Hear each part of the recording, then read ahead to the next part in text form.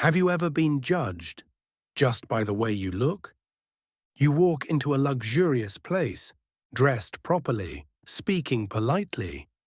But the moment your skin tone, your accent, or even just a glance doesn't sit right, you're treated like you don't belong.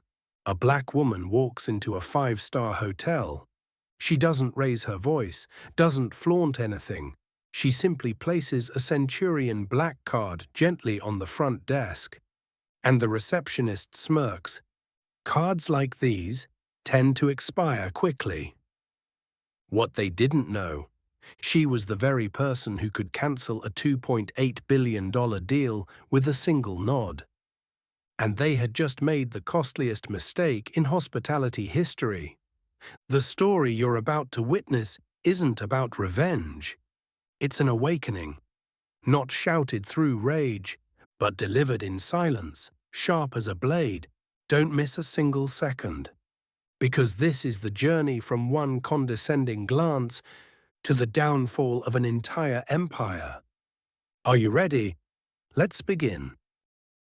Please like, subscribe, and turn on notifications to update our latest videos. New York, 7 p.m. The crystal chandeliers of the Valemont Regent Hotel cast shimmering reflections onto the marble floor, a glow that felt both dazzling and cold. The gold-plated revolving door turned slowly, opening like a stage curtain for the elite. And in that moment, Celeste Morgan walked in. No escort vehicles, no assistants trailing behind.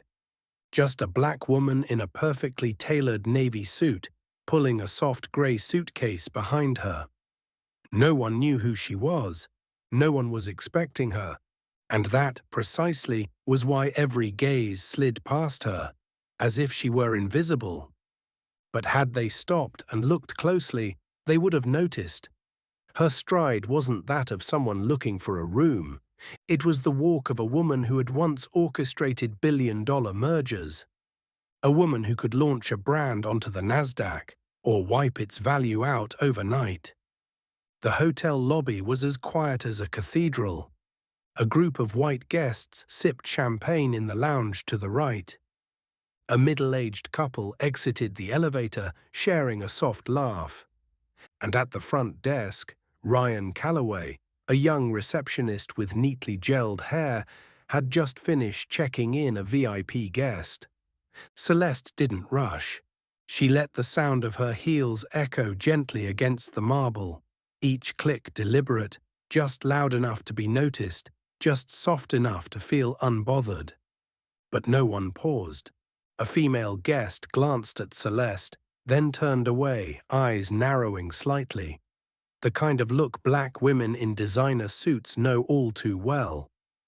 Not overt disdain, but suspicion, as if silently asking, "What are you doing here?" Celeste approached the front desk. No excess expression, no performative smile. She placed her Chanel bag gently on the counter, pulled out her phone, and opened the reservation confirmation email. Her voice rang out, low, precise, composed, the voice of someone who had once spoken with finance ministers and board chairmen.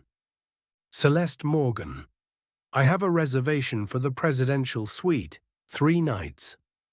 Ryan Calloway looked up. His gaze swept from her shoes to her trousers to the lapel of her Armani jacket, then stopped at her face and her skin. In a fraction of a second, his expression twitched, a reflex he couldn't quite control. Not fear, surprise. Then, a faint smile. Just polite enough to avoid complaint, just insulting enough to be felt. Of course, let me check, Ryan said, fingers tapping the keyboard as his eyes flicked up occasionally, full of doubt. Celeste said nothing more. She stood still, eyes cold, not angry, but in her mind, everything was already being recorded.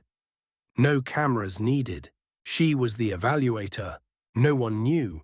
No one imagined that this woman, no bodyguards, no business cards, no recognizable logo stitched into her clothing, was in fact the Senior Director of Global Compliance at Trinity Capital Group, a firm preparing to invest $2.8 billion into Valemont Global Holdings, the parent company of this very hotel. And had they known, even one glance might have been different. But they didn't know. And so the evaluation began, unannounced. Ryan Calloway hit enter after a few cursory keystrokes. The system pulled up the correct reservation: Celeste Morgan, Presidential Suite, 3 nights, executive privileges. Everything was valid, but instead of confirming it promptly as procedure dictated, Ryan stared at her for a few more seconds. And then he let out a line, casual, tinged with mockery. "Oh, a black card, huh? These things tend to expire quickly." Just loud enough for a few nearby guests to hear. A couple checking in at the next counter glanced over. A man in a grey suit in the lounge raised an eyebrow as if he'd just witnessed a quiet joke. Celeste didn't flinch. She didn't change her expression. No pursed lips, no eye roll. But her eyes remained as calm and still as a lake before a storm. She didn't need to ask what he meant. She knew all too well. Ryan Calloway hadn't truly looked at her name. He hadn't cared about the reservation. He hadn't considered the facts. He had looked at her skin and judged.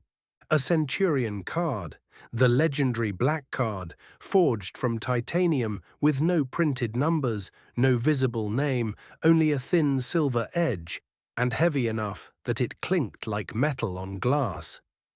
It's not for the wealthy, it's for the powerful. And Ryan, in a moment of arrogance, had dared to mock it. Celeste said nothing.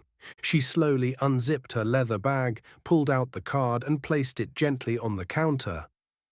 Clink. The card hit the glass, echoing like a starter pistol in a race no one realized had begun. Ryan glanced at it for less than a second. His eyes hesitated briefly, but he quickly resumed his false professionalism.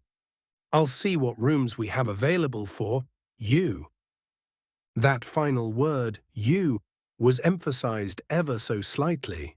Ryan's face maintained the polished smile of hospitality, but underneath it was the arrogance of a man who believed he had the authority to decide who belonged where. What he didn't know was that the hand resting on the counter in front of him had once authorized the acquisition of 6 multinational corporations. The woman he was now patronizing could cause Valemont Global's stock value to plunge with a single compliance report. Ryan didn't know, but he would soon. Just minutes later, he looked up and offered a bland smile. "I'm sorry, our system doesn't reflect an upgrade request under your name. The presidential suite is fully booked. I can offer you a deluxe room on the 9th floor." Celeste tilted her head slightly. Her eyes flicked toward the name tag on his chest. Ryan Calloway. Noted. Then she nodded. No protest, no challenge. "Any room is fine." But in her gaze, something had already been written down. A decision was quietly taking shape. And Ryan, he still had no idea what door he had just opened. A door that didn't lead to a deluxe room, but one that would send the entire Valemont hotel empire straight into free fall.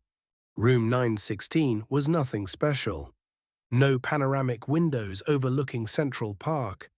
No Breville coffee machine as advertised in the executive package. Even the towels were unevenly folded, and the fresh flowers on the table had already begun to wilt. Celeste stood in the center of the room, saying nothing. She opened her laptop, logged into Trinity Ventures' internal system, and typed the first line in her audit report. "Valemont Regent, New York flagship, violation of VIP hospitality standards, evidence of racial bias at reception, guest downgraded without justification." She logged the time, location, and staff name, Ryan Calloway. Everything was documented, not for revenge, but for verification. Celeste hadn't come to Valemont Regent for leisure. She was there for a final evaluation before Trinity Capital Group approved a $2.8 billion investment to help the hotel chain expand into Dubai, Singapore, and Cape Town. But within the first 10 minutes, Valemont had exposed its own system flaws. That evening, Celeste changed out of her suit into an elegant black cocktail dress. Understated, refined. She wanted to observe how the hotel treated a black woman entering a fine dining restaurant, alone, with no title, no entourage. At the restaurant's reception desk, she spoke calmly. "I have a reservation for one, Celeste Morgan, 6:15 p.m. The young hostess, Megan, glanced at the screen, then at Celeste. A brief flicker in her eyes made it clear. The issue wasn't the absence of a name, it was the absence of a familiar face. "The window tables have already been taken, ma'am. I'll seat you inside." Celeste glanced toward the window section. 3 empty tables, no reserved signs, no water glasses, no flowers. But she didn't ask, didn't request, didn't resist. She simply nodded. "Inside is fine." Dinner unfolded in silence. No one came by to ask if she needed anything more. Meanwhile, waitstaff circled other tables, topping off wine, offering dessert menus. In Celeste's hand, her phone silently recorded. Back in Trinity's system, new entries were added. Reservation denied without cause. White walk-in guests prioritized. Service bias, lack of engagement, no proactive hospitality. Hostess's tone and gaze showed signs of appearance and racial judgment. When she returned to her room, it was nearly 10 p.m. She sat at the desk, opened her laptop, and typed, "Valemont elevates customers through marketing and quietly lowers them through prejudice." Day 1 concluded. No complaints filed, no raised voices, but the entire Valemont Regent system had already fallen under scrutiny, and they had no idea. The woman in the black dress who'd been pushed to an inside table was the one holding their future in her hands. The next morning, the clock struck 6:15 a.m. Celeste Morgan stepped out of her room in a soft grey midi dress, a light cardigan draped over her shoulders, and simple flat shoes. Gone was the crisp business suit. Gone was the commanding presence of a powerful CEO. She had transformed into an ordinary woman, a type of guest the system so often overlooks. And just as expected, the system began repeating itself. 6:40 a.m. Breakfast buffet area. She held out her keycard. "Room 916. I'm on the executive package." The receptionist checked, then frowned. "I'm sorry, but the system doesn't show lounge access for you." The tone wasn't aggressive, but the inflection was laced with quiet suspicion. She was directed to the standard buffet area, just steps away from the executive lounge, where white tablecloths, made-to-order omelettes, and white guests sipping champagne waited behind velvet ropes. She noted in her file, "Lounge access denied without proper verification." Avoidance of eye contact by staff. Failure to confirm guest entitlements. 8 a.m. Third-floor gym. Celeste scanned her room key. A security staff member approached, squinting. "Room 916. Did you book an appointment? It's reservation only today." She replied politely, "I was under the impression executive guests didn't need one. We'll have to check with management." As they hesitated, a white man in athletic gear walked up. No key card shown, no questions asked, and was waved through instantly. Celeste wasn't surprised. She simply gave a faint smile and stepped aside. 9 a.m. Concierge desk. She asked softly, "May I have the spa hours, please?" Two staff members behind the desk whispered. An older man with silver hair muttered, just loud enough, "Probably another PR campaign. I don't get why they keep bringing in those kinds of guests." No mention of race, no explicit insult, but every word landed like lead. Back in her room, Celeste opened her laptop. Every gesture, every glance, every phrase had been carefully documented. Repeated denial of executive privileges across multiple service points. Excessive scrutiny and informal selective treatment. Staff using vague but racially suggestive language. Default prioritization of white guests. No apologies, no verification, no correction. She didn't need more proof. The system provided it all on its own. And what mattered most, this wasn't the first time. She had seen this play out in Berlin, Jakarta, Milan. But here, at the Valemont Regent, the flagship hotel of the entire chain, they weren't just repeating an old script. They were reenacting it right in front of the person evaluating them. Celeste tilted her head toward the window. Outside was New York, dazzling, busy, loud with self-importance. But inside Valemont, a performance was unfolding. A play called 5-Star Service for a select few. She whispered, "I don't need to rewrite their script. I just need to document the entire show." And that show was nearing its final act. 9:45 a.m. The third-floor hallway of the Valemont Regent remained quiet, bathed in soft gold light from the crystal chandeliers. Celeste Morgan returned to her room after a morning of what could only be described as field testing. But she wasn't tired, she was more alert than ever. She sat down at the desk. Her laptop was already open, displaying the internal assessment file titled On-Site Evaluation, Valemont Regent, Code TG042. The latest line had just been added, Interaction at gym highlights clear inconsistency in verification protocol. White guests not questioned, guests of color interrogated. Celeste gently placed her hand on the desk. A minute of silence. No sigh, no visible emotion, just a slow, deliberate nod of confirmation. "I've seen enough." 10:15 a.m. Encrypted call. She pressed a button on the secure phone beside her laptop. The screen lit up, Internal Connection, Investment Ethics Division, Trinity Capital Group. The voice on the other end belonged to Miranda Chen, chairwoman of Trinity's investment board. "Celeste, have you reached a conclusion?" Celeste responded with just 4 words, soft as a breeze, cold as stone. "The pattern has repeated." A long pause followed. Miranda asked again.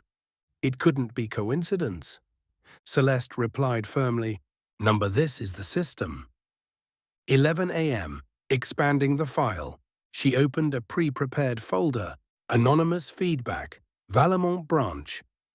43 internal reports from the past 3 months. A Filipino staff member forced to scrub VIP toilets daily, even when off shift. A black guest downgraded to a lower-tier room because they didn't match the booking description. A Haitian intern who quit after being told to smile less because they didn't look approachable to clients. Celeste wasn't surprised. She quietly added a new section to the evaluation, Evidence of Systemic Racial Bias, impacting both guests and internal personnel, embedded in intake, communication and service procedures. 12:30 p.m. Recalling the look. Celeste leaned back in her chair, eyes lifted toward the ceiling, recalling the expression on Ryan Calloway's face at the front desk yesterday. One glance, a faint, crooked smile. There was no need to say the word black, no need to raise a voice. That look alone had already denied a person, denied their very existence. That look wasn't aimed just at me, she thought. It was aimed at millions of women like me. Women of color, well-dressed, polite, wealthy, yet still seen as out of place. Suspect. She typed another line into her notes. Discrimination requires no words, just a look, and a smile at the wrong moment. 1 p.m. Closing the file. 47 violations logged. 12 audio recordings. 8 video clips. Over 6,000 words of behavioral analysis. And one concise, clear conclusion. Valemont Regent has not only failed to deliver equitable service, it has become a textbook case of a system that selects its guests based on invisible standards, skin tone, posture, demeanor, and unspoken prejudice.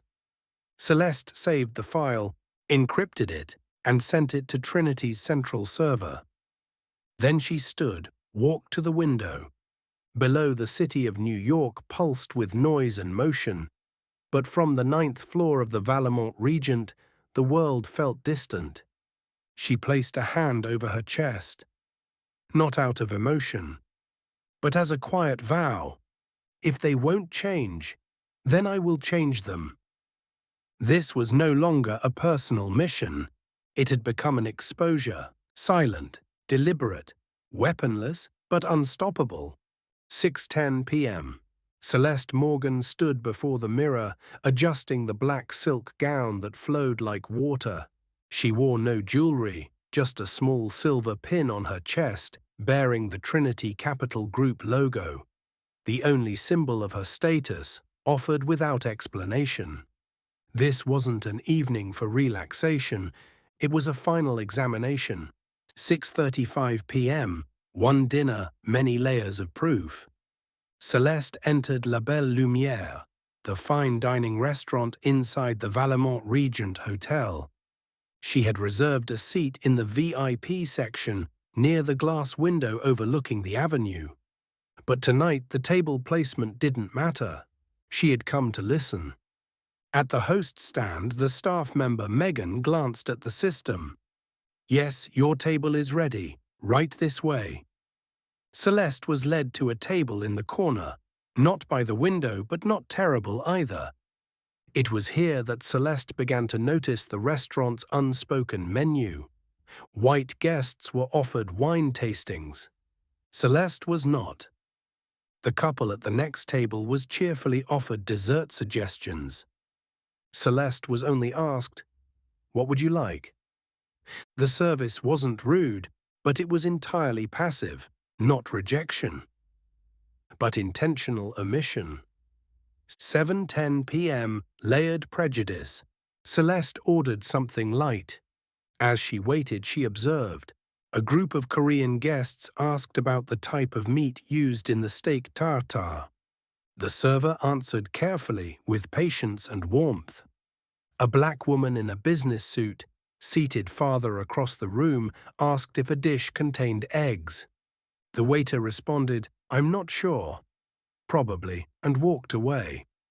Celeste made a note. It's not about the quality of the food, it's about the quality of the response. 7:45 p.m. Even the kitchen has a hierarchy. As Celeste stood to go to the restroom, she passed by the kitchen door, slightly ajar. Inside, she saw a kitchen worker of color being scolded loudly for delivering dishes out of order, while a white staff member nearby, who had made the same mistake, was ignored. No one noticed Celeste, but she had seen enough. 8:05 p.m., returning to the report. Back in her room, Celeste reopened her internal report. She added a new section, subtle discrimination, differences in language, attentiveness, and service quality between white and non-white guests are evident. These behaviors are not driven by one individual, but are embedded in the operational model. She set her teacup down, gazing thoughtfully out the window. No one yelled at me, but every soft-spoken word whispered, "You don't belong here." 6:12 a.m. Dawn filtered softly through the curtains of room 916 at the Valemont Regent Hotel.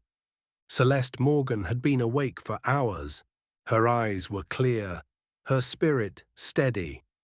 On the walnut desk, her laptop screen glowed. The internal report, code TCG-AUDIT-VR/NY, was on its final page. At the top, Valemont Regent Internal Assessment, prepared by Celeste Morgan, Trinity Capital Group. Below the title were 47 pages of documentation, evidence, behavioral analysis, and risk evaluation, all laid out with surgical precision. Each violation was logged with full detail, camera footage from her blazer button, audio recordings from a hidden microphone in her purse, video documentation at the front desk, restaurant, lounge, and gym, a risk rating matrix for reputational damage with multiple red flag indicators, no personal accusations, just bare, emotionless truth, no outrage. But the colder the report read, the more suffocating it became. 7:15 a.m. Sent. Celeste clicked. Send. Within 3 seconds, the report was delivered to Miranda Chen, chairwoman of Trinity Capital Group, Global Risk Assessment and Investment Strategy Division, Crisis Communications Department, Corporate Ethics Unit at Trinity Ventures, Internal Audit Division.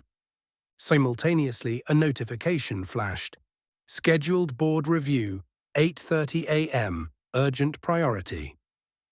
7:47 a.m., a wordless call. Celeste received a single message from Miranda Chen, the chairwoman. Read. Do you wish to present further? Celeste replied, No need. The numbers speak for themselves. A few minutes later, Miranda responded, Understood. No explanations, no drawn-out meetings, just one silent nod. And the entire Valemont empire began to tilt. 8 a.m. The chain reaction. Moments after the report was circulated, Trinity Capital Group officially froze its $2.8 billion investment deal with Valemont Global Holdings, the hotel's parent company. It was a deal once expected to power Valemont's expansion into Dubai, Cape Town, and Singapore. The phrase indefinitely postponed wasn't just internal. An urgent memo was also sent to affiliated investment funds in Switzerland and Japan, partner banks financing Valemont's restructuring plans, major pension funds with holdings in the hotel chain. 9 a.m. Cracks in the wall. At Valemont's New York Regional Executive Office, Regional Director Stephen Aldridge received an email flagged in red. Notice of suspension pending ethics investigation. Attached was a formal request from Trinity Ventures demanding customer feedback data from the past 24 months, hiring records for Valemont Regent personnel, internal emails related to VIP guest handling. Aldridge, furious, called Ryan Calloway immediately, but the phone no longer rang. 9:30 a.m. The stock begins to fall. Within just 90 minutes of the deal being frozen, Valemont Global Holdings' stock price dropped 8%. By the close of trading that day, it had fallen 14%. Bloomberg broke the story first. A $2.8 billion deal frozen overnight. Is Valemont's empire built on silent exclusion? 10:15 a.m. Celeste sat in silence. In the bright hotel room, she didn't smile. She didn't call anyone to announce what had happened. She simply typed one final line into the internal journal. Sometimes a single silent nod, sends more shockwaves than 1,000 threats. 7:58 a.m. The main lobby of the Valemont Regent Hotel remained outwardly opulent. Crystal chandeliers sparkled overhead, soft violin music drifted from hidden speakers, and elite guests checked out with espresso cups in hand. No one knew that just a few steps away, a statement that didn't need to be shouted would bring the entire place to a standstill. The elevator doors opened. Celeste Morgan stepped out. Today she wasn't in a cardigan or grey dress like the previous days. She wore a deep navy blue suit with sharp lapels and a silver triangle pin on her left chest, the insignia of Trinity Capital Group. Her polished black heels struck the marble floor with deliberate rhythm, each step like a drumbeat marking the end of an era. She walked straight to the front desk, no glance left, no glance right. Ryan Calloway was hunched over his keyboard, assuming this was just another routine morning. Until he looked up, 1 second, just one fleeting second. His eyes landed on the familiar face. But this time it wasn't the unknown woman in the expensive suit. It was the woman who had wiped hundreds of millions off his parent company's market value in under 24 hours. He tried to hold his professional front, but his lips trembled, his voice cracked. Good morning, ma'am. How may I assist you?" Celeste did not smile. She reached into her leather bag, took something out, placed it on the counter, silently, effortlessly. Yet it echoed louder than any speech in the lobby. A black business card, trimmed in silver. Celeste Morgan, Senior Director of Global Compliance, Trinity Capital Group. Ryan went pale. His eyes didn't leave the card. The entire front desk fell silent. Several guests turned to look, sensing something was unfolding. Celeste tilted her head slightly, her gaze cold, like glass honed to a blade. "You know, Ryan, if you had read the name on the booking confirmation, if you had seen me as a guest instead of a threat, if just once you had kept the sarcasm to yourself." She paused, picked up the card again, gently. "Then maybe today I'd have been the one signing the deal to take this hotel global." Ryan swallowed hard. Sweat rolled down his temple. His hand still hovered over the keyboard, but couldn't type anymore. Celeste turned. No threats, no theatrics, but each step she took away from the desk felt like the burial of a broken system. Just as she reached the center of the lobby, the internal phone behind Ryan began to ring. Another front desk agent answered, listened for a few seconds, then turned to Ryan, alarmed. "The regional director wants you in the executive office, immediately." Celeste did not turn around, but just before stepping through the revolving door, she paused, turned her head ever so slightly, and her voice, calm, level, but carrying through the entire lobby, struck like a judge's ruling. "A single sarcastic remark doesn't kill anyone, but it can kill the reputation of an empire." She walked away. The revolving doors turned slowly, ushering out the woman who had just ended a $2.8 billion deal, with nothing more than her timing and her presence. 9:21 a.m. A 43-second video was posted on Twitter by a middle-aged traveler in a suit, one of the guests present in the lobby when Celeste placed her business card on the counter. The caption was simple. She didn't yell, she wasn't angry. Just one business card, and the entire hotel went silent. No one expected that this clip would become the biggest media flashpoint of the year. 3 hours later, the video surpassed 2 million views. 12 hours in, it was #1 trending globally on both Twitter and TikTok. Hashtags like Know Her Name, Morgan Protocol, and Black Card Power exploded across platforms. People didn't share it for the drama. They shared it because Celeste's composure made them feel seen. The comments poured in, "Who is she? I want to learn how to stand up like that." Every black woman who's ever been ignored at reception saw herself in her eyes. No need to raise her voice. Her business card made an empire tremble.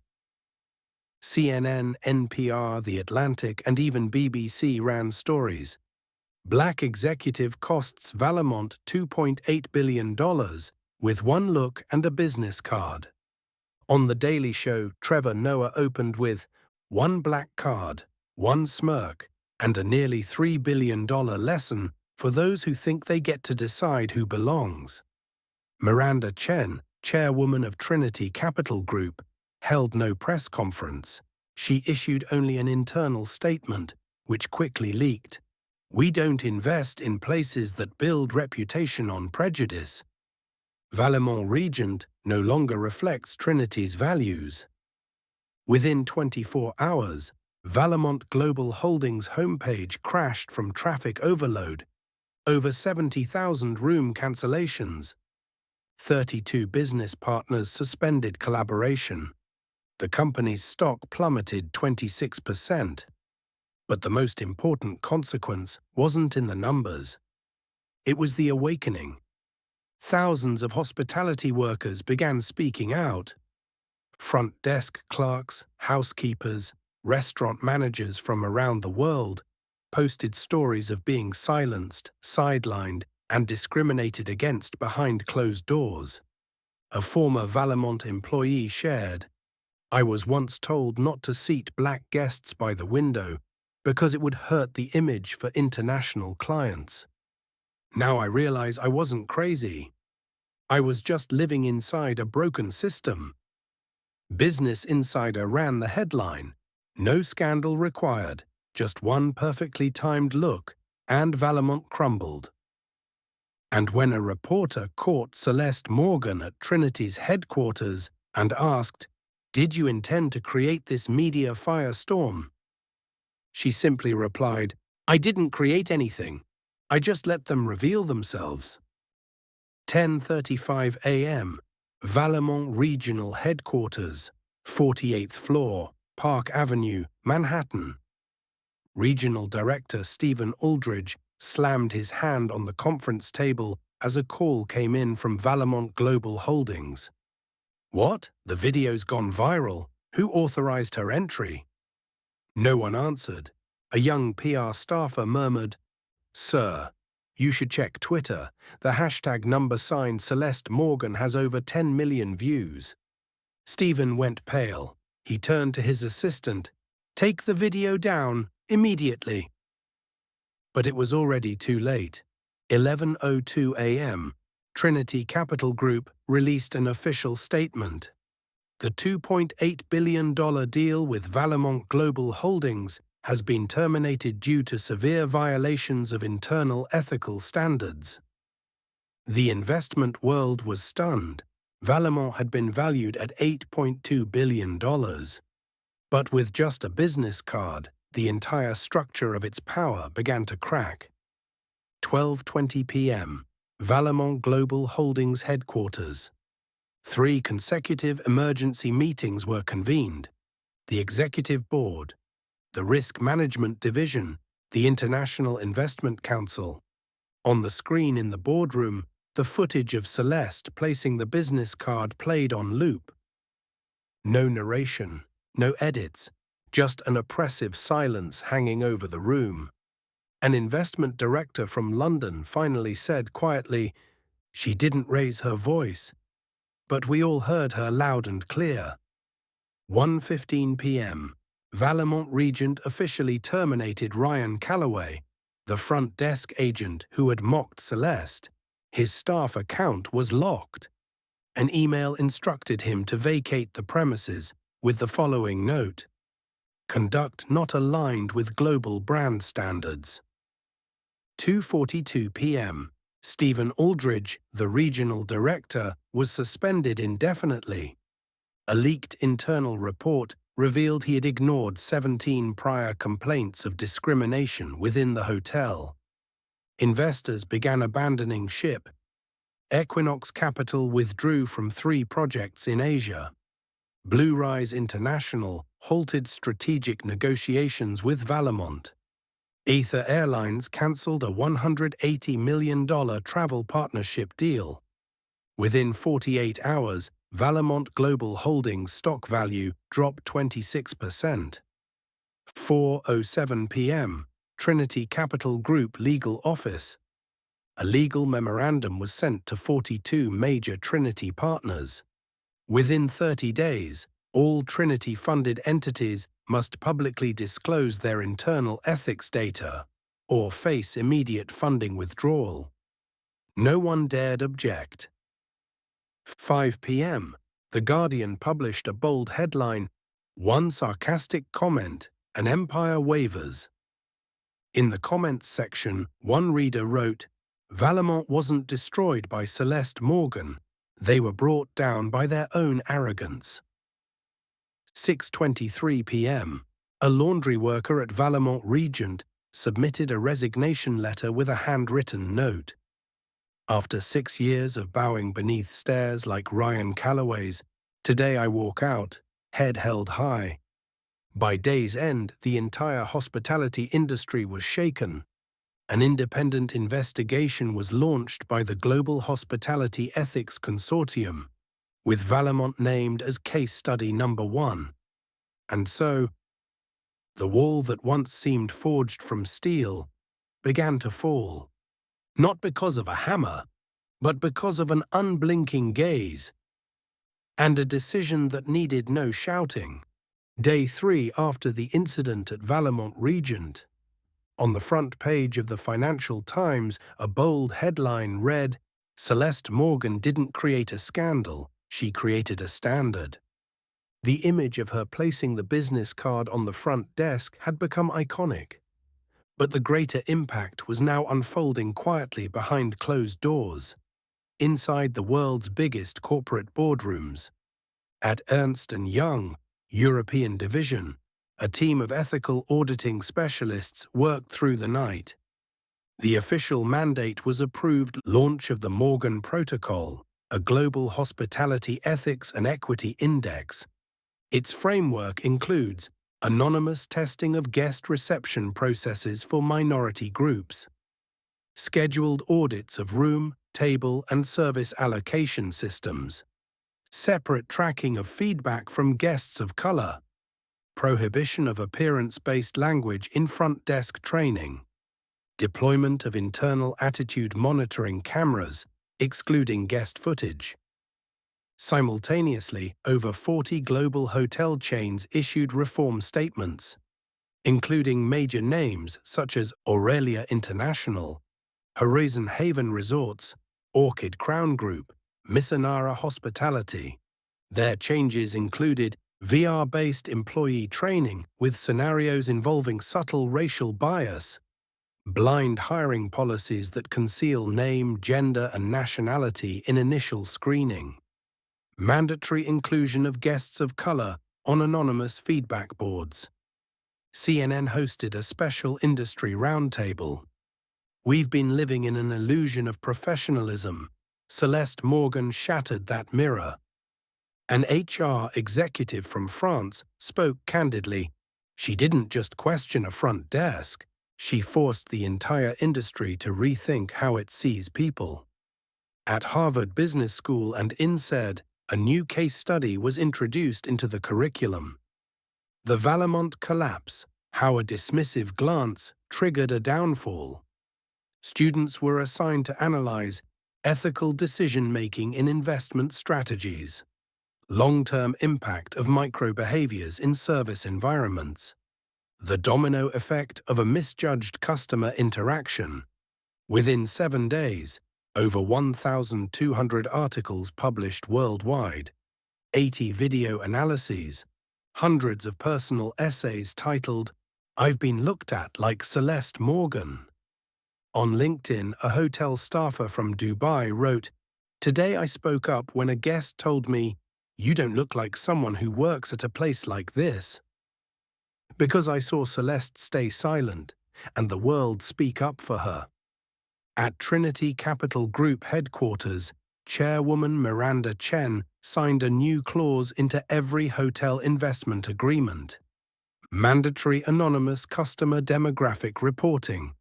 Biannual updates on minority service feedback metrics. Any violation of the Morgan Protocol renders contracts void. A hotel general manager in Switzerland told her team, "We no longer have time to defend the old ways. Now is the time to change, or we become the next Valemont."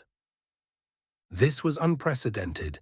A single sarcastic remark, "Those kinds of cards usually expire quickly," had triggered a global systemic overhaul. Not through protests, not through lawsuits, but through one business card, one unflinching look, and a silence far too powerful to ignore. Celeste Morgan never appeared on television. She didn't sit in Oprah's guest chair. No special talk show with Anderson Cooper.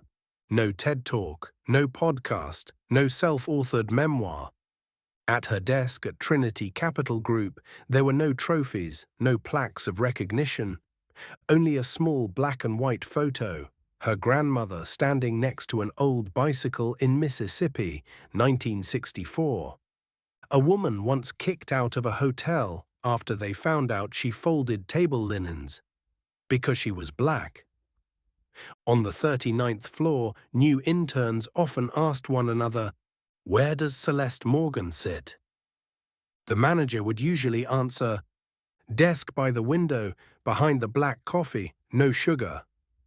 She still arrived on time every morning, no personal assistant, no display of accolades, just reports, data, and carefully written emails, deliberate, sharp, never a spelling mistake. The Trinity Board of Directors wanted to nominate her for Time's Woman of the Year. She declined. 3 major publishers offered to release her memoir, The Woman with the Card. She replied with a single line, "I am not a character, I'm a calibration point." A Netflix documentary director pitched a film about the Valemont incident. Celeste simply told the head of communications, "We don't need to turn awareness into entertainment." People wanted to know why. Why the silence? At a rare internal meeting, a young colleague once asked, "Don't you think media could help drive change faster?" Celeste replied without looking up from her screen, "Truth doesn't need to be performed, it needs to be enforced." When universities invited her to speak about justice in investment, she declined them all. She only sent back a single quote, "Justice isn't a spotlight, it's consistency in the dark." And it was exactly that, her composed silence, that became the loudest voice of all. On the Women in Global Finance forum, one user wrote, "Celeste Morgan proved, you don't need to shout to bring down a broken system, you just need to stand firm." Hundreds of women of color across the global service industry began tagging themselves online with the hashtag number IAMCELESTE. Not to idolize her, but to declare, "I've been dismissed too, and now I won't be silent either." Celeste never called herself an icon, but the industry chose to write her into history. Ernst & Young officially adopted the Morgan Protocol as a global compliance standard. At Harvard, INSEAD, and Wharton, the case study, The Valemont Collapse, became mandatory in business ethics courses. The media called it the quiet uprising that reshaped an entire industry. And in the eye of that storm of recognition, Celeste remained at her old desk, quietly editing the latest audit. Someone once asked, "Don't you ever get tired of going up against an entire system?" She smiled faintly. "I'm not fighting it. I'm measuring it." Because this world doesn't need more idols. It needs people calm enough to define the standard. Celeste never launched a campaign. She simply stood silent, in the right place, and the truth shattered on its own, like glass swollen with pressure. 2 weeks after the Valemont Regent incident, an unexpected comment appeared under the now viral original video. "I used to work night shifts at the Valemont in Houston. Every time a person of color checked in, we were told to verify their payment cards more thoroughly than usual. I don't work there anymore." It was just one comment, but it triggered over 3,000 follow-up testimonies from former employees, past guests, and people who had once been treated as non-ideal customers. On private industry forums, old chat logs resurfaced. Orders to prioritize guests with neutral complexions. Guidelines stating, "Don't seat solo diners near windows unless they have a verified guest profile." Fraud prevention scripts automatically applied to guests from the Bronx, Southside Chicago, or Oakland. No one was covering up anymore. No more plausible deniability. A former housekeeping staff member at Valemont Dubai wrote, "I was once called into the office for smiling at the wrong guest. It was a family from Africa. All I said was, 'Good morning.'" In Los Angeles, a former front desk supervisor shared anonymously, "I once saw Ethan Calloway, now known to everyone as Ryan Calloway, refuse to check in a woman because she didn't look like the name on the card. I'm ashamed now that I stayed silent." The ripple spread. The press named it the Celeste effect. But in truth, it wasn't about Celeste. It was a chain reaction of awakening. When one person stood up, thousands more realized they were never alone. Human rights groups launched a new feature, "I was once at Valemont." A black woman shared that she was escorted out the back door, mistaken for kitchen staff. An Indian traveler was denied access to the spa for not meeting the dress code. A guest with disabilities was told to wait longer so as not to upset VIPs. Investors quietly sent emails requesting internal HR audits. Media groups began reopening old files that had once been buried. A competing hotel chain launched a transparency campaign. Not out of kindness, but to ride the wave of regained public trust. Celeste said nothing. She simply watched quietly, like an architect watching flawed blueprints finally being corrected after decades of distortion. During a meeting at Trinity, a young analyst asked, "Do you think the old system can ever truly change?" Celeste replied, without looking up, "If a single name can bring it down, then it was already rotting from within." That's the truth no one wanted to face. Celeste didn't break the system. She simply revealed where it was already cracked. At the headquarters of Trinity Capital Group in Washington, D.C., inside the 38th floor boardroom, light streamed through the glass wall, casting the silhouette of a woman, still Celeste Morgan, as she presented a new declaration. On the large screen behind her, a bold title appeared. Brand Equity Fairness Index, the first initiative under the Morgan Protocol. This was no longer a call for reform, no more vague ethical recommendations. This was now a non-negotiable condition for survival. Trinity Capital Group announced, "Any brand seeking Trinity investment must publicly disclose internal data related to racial, gender, class, and disability-based discrimination." A mandatory two-way anonymous customer evaluation system must be implemented, where both staff and guests review one another without management oversight. All red flag reports will be sent directly to the Global Investment Ethics Council, an independent body founded by Trinity with full authority to suspend funding at any time. More than 60 hospitality corporations around the world received an email from Trinity. A full audit will be conducted within 90 days. Failure to meet Morgan Protocol standards will result in the termination of investment relations. No one dared to object. No one could claim anymore that it was just an isolated incident. A CEO in Europe called it an unprecedented cultural purge in corporate leadership.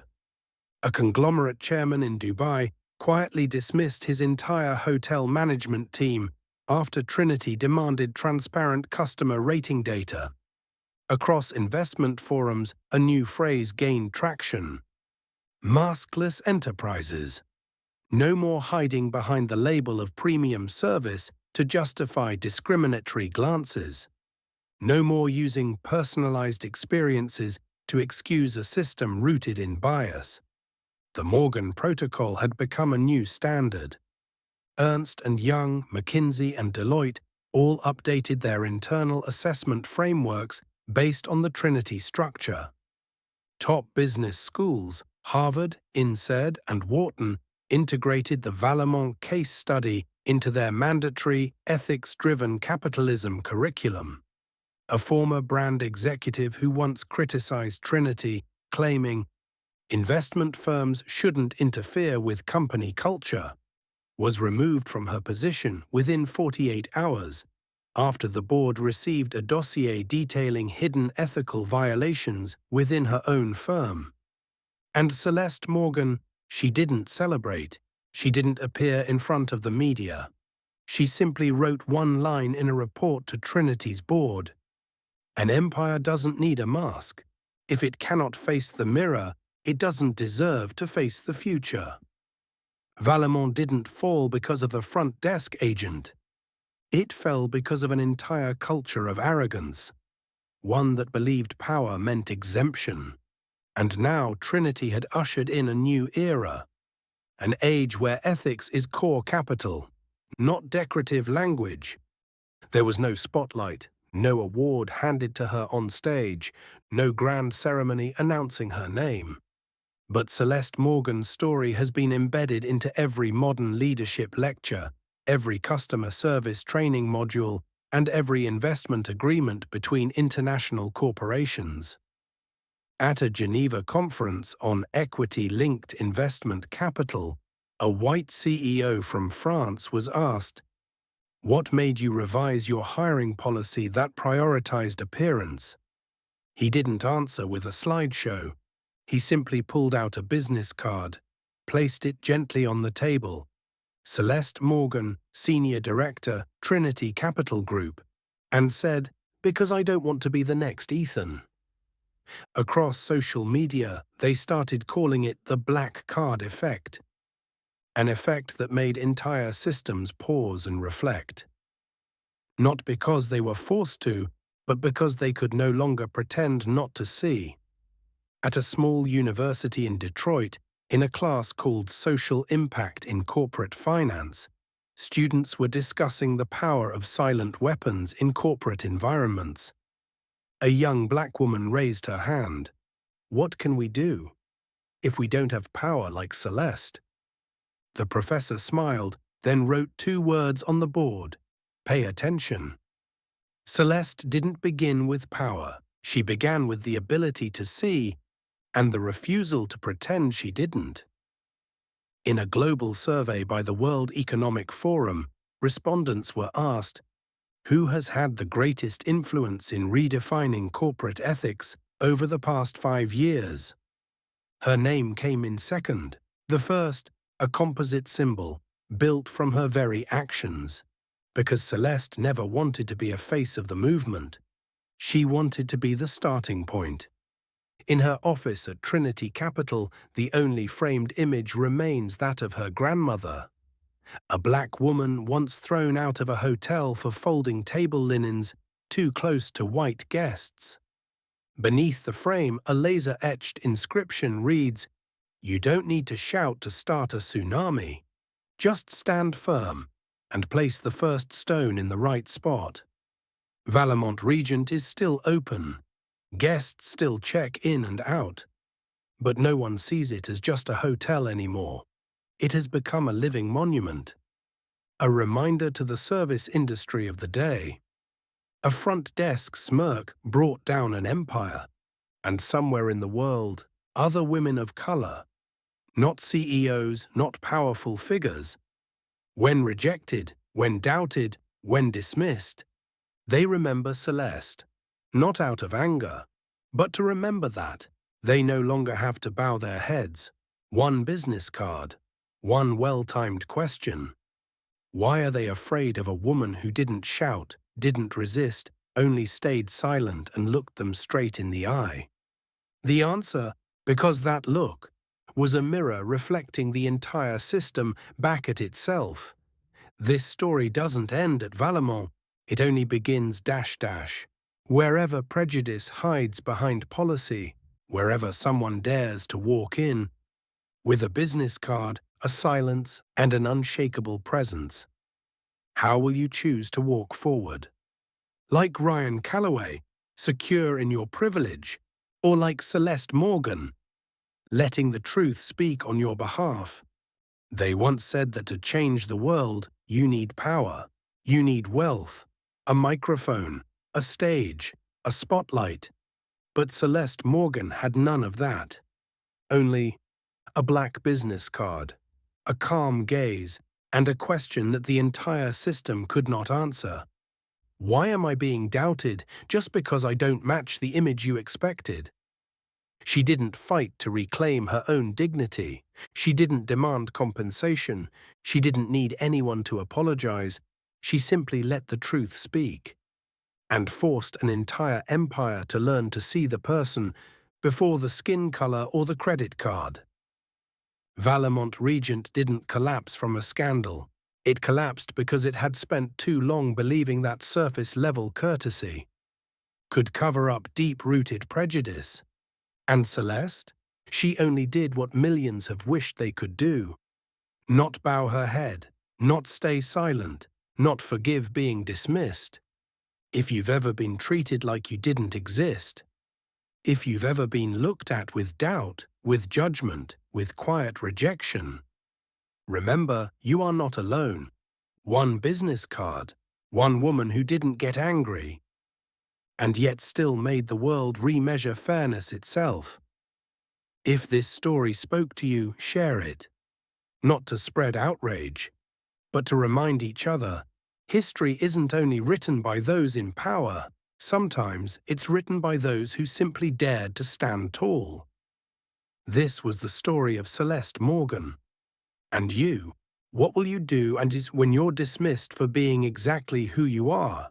See you on the next journey, where truth, even in silence, can still spark a revolution.